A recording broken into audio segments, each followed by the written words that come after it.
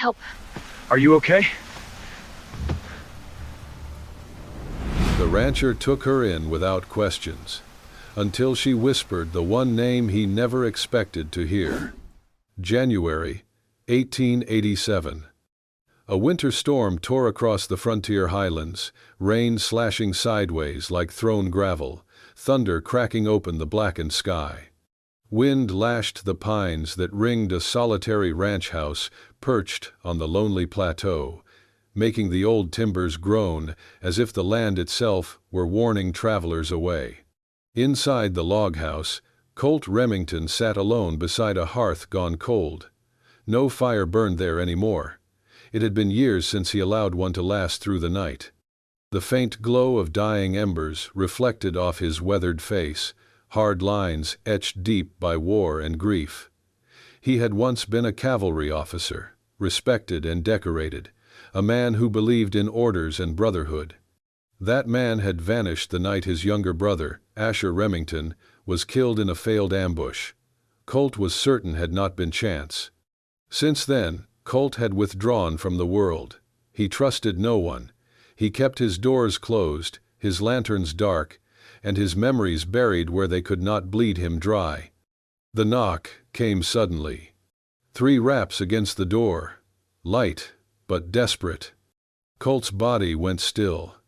His hand closed around the grip of the revolver at his hip. No one ever came here. Not in daylight. Certainly not in a storm like this. He waited, listening past the thunder, until the sound came again. 3 knocks, uneven now, as if the hand making them were failing. Slowly, Colt rose and crossed the room. He opened the door with the gun hidden behind his leg. A woman stood on his porch. She was drenched to the bone, dark hair plastered to her face, rain streaming down her hollowed cheeks. Her eyes were wide with fear and exhaustion, her lips blue from cold. Blood seeped through the torn fabric at her shoulder. In both arms, she clutched a small canvas satchel, holding it tight against her chest as though letting go would finish her. "Help," she whispered, voice barely carrying over the storm. Then her knees buckled, and she collapsed forward. Colt caught her just in time. For a heartbeat, he hesitated, rain soaking into his sleeves, the weight of a stranger in his arms. She could be trouble, she could be bait. She could be the very thing he had spent 6 years avoiding. But instinct, older than fear, took over. He carried her inside and laid her gently on the bench near the hearth. Her skin was icy. He stripped off her soaked coat, revealing the wound in her shoulder, crude and hastily bound. Working in silence, Colt cleaned and wrapped it as best he could. The woman never woke, but even unconscious, her fingers remained locked around the satchel. He did not pry it from her. Instead, he pulled a dry blanket over her, removed her wet boots, and stood for a long moment watching her shallow breaths fog the air. Then, from a shelf long untouched, he took down the storm lantern, the only one he had kept when he extinguished all the others. It had been Asher's. A foolish gift, once, given with a grin and a promise to always come home. Colt lit it. The soft amber glow filled the room, chasing back shadows he had lived with for years. He set the lantern on the table beside her and said nothing. The storm raged on through the night. Near midnight, the woman stirred. Her brow tightened, her body twitching as if caught in unseen hands. She whispered in her sleep, broken phrases spilling out between shallow breaths. "Do not trust them." A pause, a shudder. Asher said not to. Tears slid from the corners of her eyes. Colt leaned closer, heart hammering in his chest. "Asher?" he murmured. But she slipped back into uneasy stillness, leaving only the rain and the lantern's low hiss to answer him. By morning, the storm had weakened into a cold, steady drizzle. Colt stood at the stove, stirring a pot of thin soup, when he heard movement behind him. The woman was awake. She sat up slowly, eyes darting around the room, one hand immediately finding the satchel at her side. Her gaze landed on Colt, wary and guarded. He turned, studying her carefully. "What's your name?" he asked. She did not answer at once. Her fingers tightened on the bag. She swallowed, as if weighing every word against danger. Finally, she spoke, her voice low and strained. "I need to find someone," she said. Then, barely above a whisper, "Asher Remington." The spoon slipped from Colt's hand and clattered against the stove. For a moment, the world narrowed to that single name, the one he had tried to bury, the one that still cut him open every night. Colt stood frozen, staring at the woman who had brought his past to his doorstep. The door he had sealed for years had been knocked open at last. The tin spoon struck the basin with a loud clang. "Where did you hear that name?" Colt snapped, his voice suddenly sharp enough to cut stone. The woman flinched. She sat up straighter, still pale, still clutching the canvas satchel to her side. Her lips parted, but no answer came. For a long moment, she simply stared at him, as if weighing whether she was still in danger. Then, slowly, she reached inside the satchel and pulled out a folded bundle of paper. Hands trembling, she extended it toward him. He didn't take it immediately. The storm outside had become a whisper compared to the thunder building inside him. "What is this?" he asked, voice lower now, more dangerous. "My name is Margot Ellis," she said quietly. "This belonged to Asher." Colt's breath caught. She placed the papers on the table between them. At the top of the stack were several weathered letters, the paper yellowed and soft at the corners. But one stood out, a sealed envelope, edges fraying, addressed in a familiar hand. "For Colt Remington, if I don't make it." Colt stared at it, unmoving. That handwriting. Asher's. He could never forget it. They had shared letters through half a dozen outposts, through half a dozen wars. But this envelope, this had never reached him. Until now. He picked it up like it might explode in his hands. The silence between them stretched thick. Margot broke it first, her voice brittle. "He gave that to me. 3 days before he died. He told me to keep it hidden. Said he couldn't trust anyone else." Colt narrowed his eyes. "Why you?" Margot hesitated. "I was a field nurse. He came in with a minor wound, a busted shoulder, stayed for 3 days. We talked, mostly about meaningless things. But the night before he left, he said something was wrong. Said he thought someone up the chain was feeding information to the other side, someone with access to classified routes and troop movements." Colt's eyes didn't leave her. He said, "If anything happened to him, I needed to find you," she continued. "That you'd know how to read what he left behind." "He said that?" Colt's voice was dry, almost a whisper. She nodded. "I didn't understand it all, not then. But when he died, when they said it was a random skirmish, I knew something was wrong. And you've been running ever since?" She gave a bitter laugh. "You can't know something like that and not be hunted. I didn't even open the letter. I just held on to it. I didn't know who to trust. I didn't even know if you were alive." Colt opened the letter slowly, every fiber in his body tense. Inside were 3 pages. He read in silence, his eyes scanning quickly, and then again, slower. His jaw tightened. The codes, the phrases, the signature at the bottom, all of it was Asher, and the last line stopped him cold. "Only Colt will know what this means. It's the same code we made when we were kids, in the old barn behind Pa's place." He sat down heavily in the chair. Everything in him rebelled against it, against hope, against grief that might come roaring back. But facts were facts. She wasn't lying, or she was a damn good actor.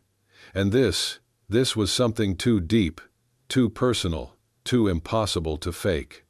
Still, he didn't let her see the shift inside him. Instead, he folded the letter, placed it back on the table, and stood. "You can stay," he said gruffly. "For now, until I figure out what the hell this all means." Margot let out a breath, quiet but heavy. She didn't thank him. She didn't smile.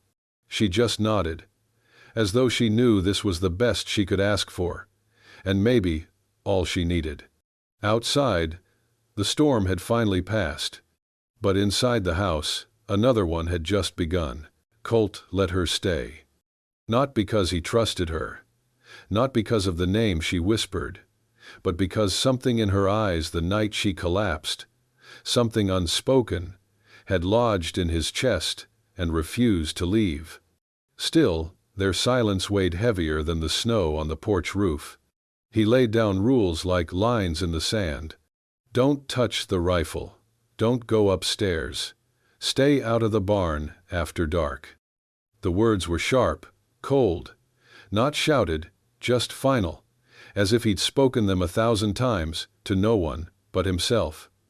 Margot only nodded, eyes steady. No protest, no questions. He watched her. Not directly, never directly, but always.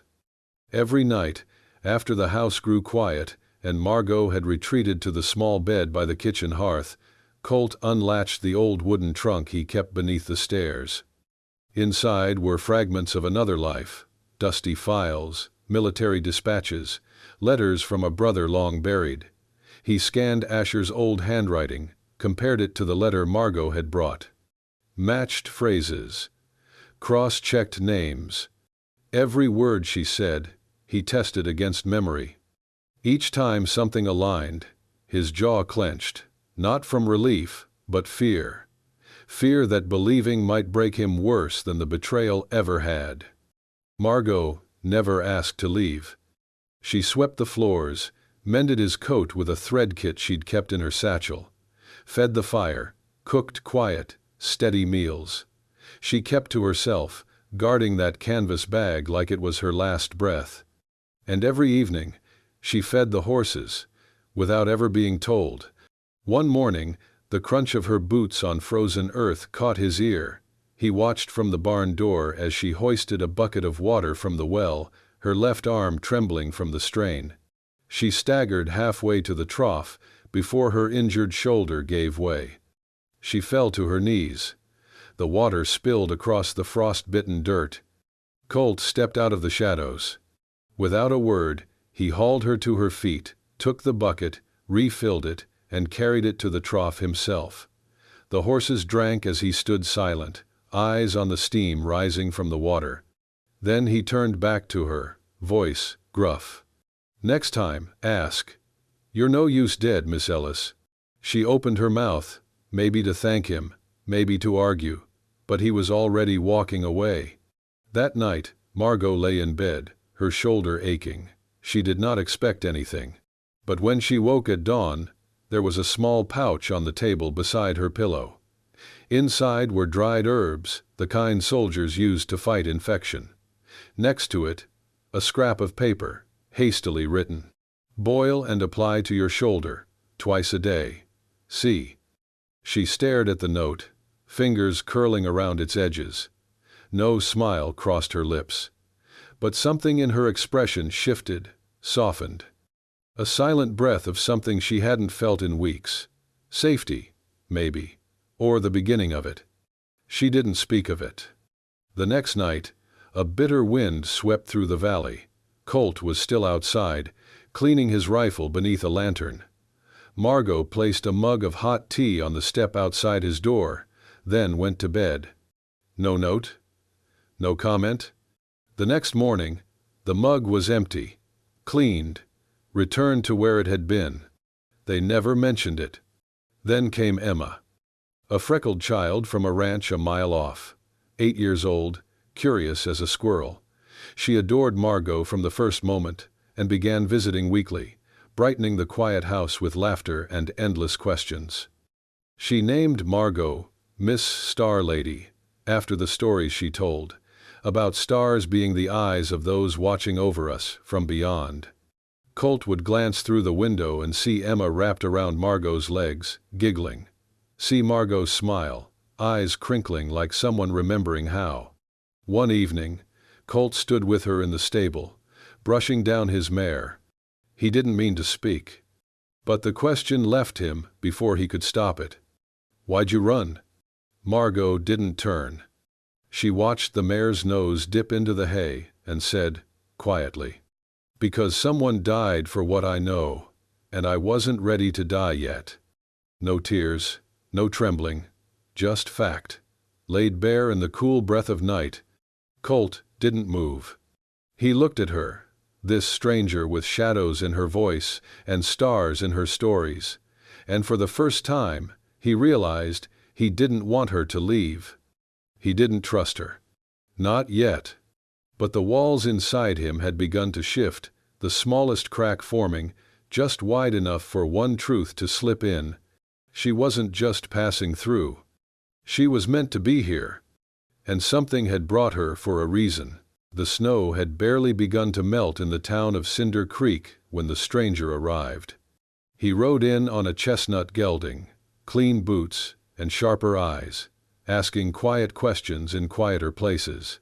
The general store, the livery, the saloon.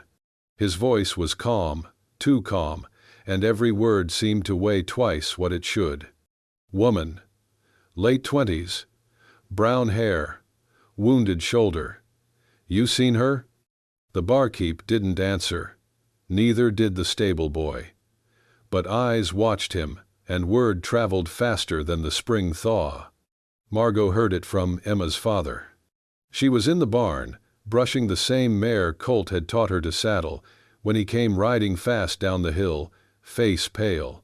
His words tumbled over one another, but three caught in her ears like a gunshot. "He's looking for you." Her hands trembled. She knew that voice, that calm tone. Lieutenant Gaines. A man with polished buttons and blood under his fingernails. He had once handled communications for the Western Regiment, and rumors long whispered that he sold more than reports. Margot had seen too much. And he knew it. By the time Colt returned from checking fence lines, Margot was packed and standing at the door. He dismounted slowly, eyes narrowing. "You're leaving," he said flatly. She didn't deny it. "He's here. He found me." Colt said nothing. Only his jaw ticked. Once. "I can't bring this to your door," she continued, voice cracking. "You've lost enough." Colt stepped forward, stopped just a foot away. His voice, when it came, was quieter than she expected, but not soft. "You trusted Asher. Now trust me." Margot's shoulders slumped, as if the fight drained out with that one sentence. She didn't cry. She just nodded, once, and put down her bag. The next morning, Colt saddled 2 horses. They rode east, avoiding the main roads, cutting through pine and ravine, until they reached a small cabin tucked into a bluff above Redwater Canyon. An old man answered the door, spectacles slipping down his nose. He squinted at Colt, then broke into a dry laugh. "Well, I'll be Colt Remington." "Need a favor, Davis," Colt said. "You still know how to read a dead man's secrets?" The man was Davis Keene, once a military attorney who had walked away from courtrooms after a scandal that nearly cost him his life. He owed Colt, and more importantly, he had nothing left to lose. Inside, by a warm stove, Davis examined the letter Margot carried, the one signed by Asher, sealed with a mark Colt recognized, a symbol they had invented as boys, used in their Army field notes. "This isn't forged," Davis confirmed after a long silence. "And the accusations inside? If half of this is true, someone's been burying bodies with paperwork." He looked at Margot. "You're a brave woman, Miss Ellis, and likely a hunted one." Meanwhile, Colt had sent word through a telegraph line he hadn't touched in years. A friend, former scout, now a bounty tracker, was asked to look into Gaines, find out who he worked for. where he had been since the war, what names followed in his wake. He didn't say it aloud, but Margot knew. This wasn't about curiosity anymore. It was about justice, or vengeance, or maybe just truth, whatever was left of it. When they rode home, the air between them was different, not lighter, but shared. She didn't thank him. He didn't ask for it. But when night fell, and he paused before heading to bed, she met his eyes in the hallway and said only, "You didn't have to believe me." Colt's gaze was steady. "I didn't," he said, "but I believe Asher did." That was enough. For now, it took Davis Keene nearly a full day to unlock the last pieces of the sealed envelope. There were layers to it, codes within codes, a cipher buried in the margins, almost invisible unless you knew what to look for. Davis had seen military encryption in his time, but this was personal. When he unfolded the final page and laid it flat on the table, his face went pale. "There are names in here," he said quietly. "And not the kind whispered in saloons." Colt stood still by the window, arms crossed, eyes locked on the snow melting outside. Davis cleared his throat and read, "Captain Elias Morse, Major Heath Harlan, Lieutenant Silas Gaines." Each name was written in Asher Remington's precise hand. But it wasn't just a list of suspicions. The letter detailed incidents, falsified orders, redirected supply routes, sudden ambushes that made no sense on the surface, but aligned with the traitor's supposed movements. And at the end of the page, a signature. Brigadier General L. T. McHenry. Stamped and dated 2 weeks before Asher's death. "This letter should have gone straight to tribunal," Davis muttered. "Instead, it vanished. And so did the man who wrote it." He turned the last page over, and there it was.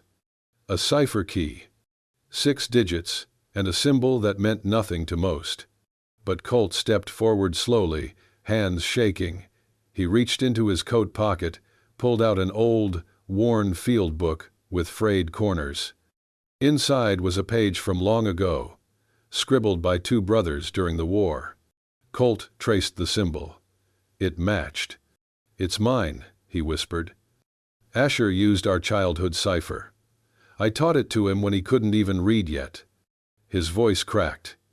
He turned away, knuckles pressed against his mouth. Margot stood quietly behind him.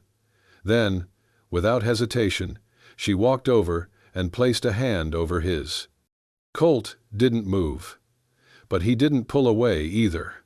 "He tried to save everyone," he said, voice raw. "And they silenced him." Margot squeezed his hand. They didn't look at each other, but for the first time since that stormy night she knocked on his door, they stood as something more than strangers. They were comrades, bound not by past pain, but by the same fight. "What are you going to do?" Davis asked. Colt turned, the soldier in him returning piece by piece. "We get this to someone who'll listen," he said. "We take this to Fort Banner. It's the nearest federal post that still holds court authority." Davis raised a brow. "And you think they'll just welcome you in with open arms?" Colt's mouth curved into something half between a smirk and a grimace. "No," he said. "But I've still got my badge, and a debt owed from the man in charge there." He looked at Margot. "You in?" Margot met his gaze without hesitation. "Asher died trying to bring this to light. I won't run from it again." It was settled. That night, Colt packed his rifle, the field book, and the letter into a leather satchel he hadn't touched since he left the military. He oiled his saddle, checked Margot's horse himself, and nailed shut the trapdoor leading to the root cellar, a childhood habit before long rides. Margot found him later that night, standing outside under a sky scattered with stars. "You ever scared?" she asked quietly. Colt took a long breath. "Every damn day since I lost him." She didn't ask who him meant. She already knew. Then she whispered, "I'm scared too." He looked at her. "Then we ride scared. But we ride." Colt steps fully out of the shadows, not just for justice, but for the woman who carried truth through storms, and for the brother who had never stopped fighting, even after death. They never made it into Fort Banner. At least, not the easy way. The narrow mountain road curved around the red clay hills just before the main gates of the federal post. The snow had mostly melted here, but the mud was thick and the wind sharp. Colt's instincts flared before he even saw the glint of metal. "Down!" he barked, pulling Margot off her saddle just as the crack of a rifle echoed through the pass. Bullets ripped through the brush behind them. Margot hit the ground, gasping, her fingers flying to the inside of her coat. Colt had already rolled to cover behind a boulder, blood darkening the side of his shirt. From the ridge above, 3 riders appeared. The man in the middle wore a gray coat, high boots, and a sneer that hadn't changed in years. "Gaines." "Well, well, Remington," he called, voice echoing off the stone. "Still playing the hero? Thought you would have learned your lesson by now." Colt winced as he pressed a hand to his side. Not deep, not fatal, but it would slow him. "You always were a coward, Gaines," Colt growled. "Too afraid to face truth unless it was already dead." Gaines smiled coldly. "Truth is whatever survives the shot." He raised his hand, and the 2 men beside him aimed their rifles. Before Colt could move, a shot cracked from the rocks behind him. One of Gaines's men fell. Colt turned. Margot stood with legs braced, both hands gripping a small, polished revolver, the one she'd never admitted she carried. Her hands shook after the shot, but her aim had been perfect. "Get to the ridge," Colt shouted, pushing to his feet. Together, they scrambled up the incline, exchanging fire with Gaines and his last remaining man. Colt's arm throbbed, but he moved with purpose, every step fueled by fury and clarity.